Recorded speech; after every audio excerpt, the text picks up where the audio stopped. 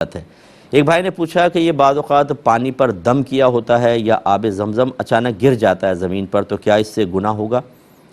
نہیں، اس میں گناہگار نہیں، بلکہ آپ جان بوجھ کر بھی پھینک دیں گے تو یہ بے ادبی ضرور ہے، لیکن ایسی بے ادبی نہیں ہے جس پر گناہ مرتب ہو۔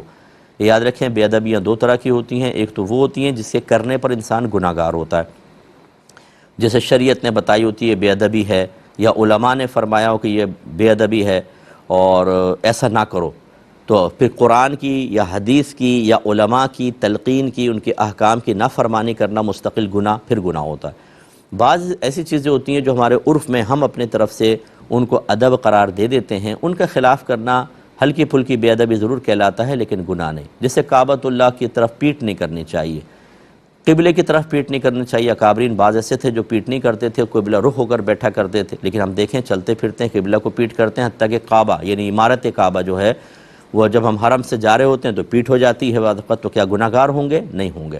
تو بہرحال دم کیا ہوا پانی اس کا ادب کرنا چاہیے، زمین پہ نہ گرے، حتی الامکان کوشش کریں، ایسی آب زمزم کا ادب کرنا چاہیے، لیکن گر جائے تو گناہ کا کوئی تصور نہیں ہے۔ ایک بھائی